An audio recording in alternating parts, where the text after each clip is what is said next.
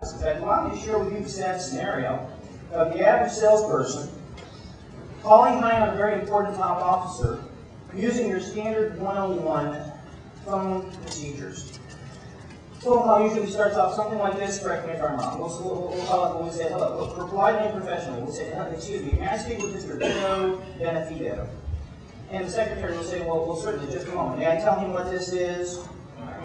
Without a regard. And they say, oh, I'm John with Apple, I can do X, Y, Z. She says, oh, wonderful, wonderful. That's just beautiful. Just a moment. Let me put you through Mr. Johnson. You see, he handles those things. And who is Mr. Johnson?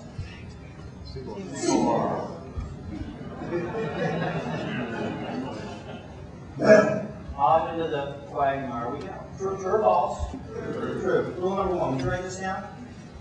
Rule number one of calling on VITOs is you never ask for VITO. Rule number one is you never ask for VITO. You ask for VITO's executive secretary. I got a question for you. Will a receptionist put you through to an executive secretary? You just stole first base. Think about it. You're in the executive suite. You haven't tipped your cards yet. You'd have to say that was a significant step in the right direction.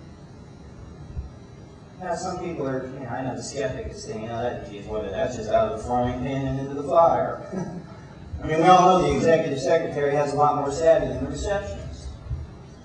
But if you know the kind of questions and the tonality and the language to use, you can actually make an ally. By the way, you've got to make an ally of the executive secretary. Critical. Critical, absolutely critical. I will share with you exactly how to do that at the very end of this workshop. But in the meantime, there are two pieces of information that we need to gather up during initial contact that are absolutely critical to initiate this process smoothly without, getting stuck in the wrong place. So, maybe a small number one, you might have to write a small number one and a small number two here underneath initial contact. First thing you got to get, believe it or not, the two pieces of information per thing. Number one, you got to get the correct pronunciation and spelling of VITO's name.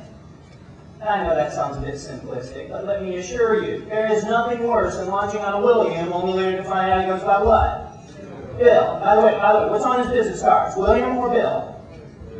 William every time. So when you call and ask for William, he knows you don't know him from squat. See, you know what that is? You know what those are landmines. VITO set up these little landmines in a little buffer zone to keep stupid sales and marketing people at bay. And once you trip over those wires, you have your history. You will never gain audience of the true decision makers. You've got to be able to identify that kind of stuff. Now, the second thing you need to have, believe it or not, is just important. You must have the correct pronunciation and who else? Correct pronunciation and spelling. Who else's name? The executive secretary. It's imperative. You know why? Because this person, he or she holds the key.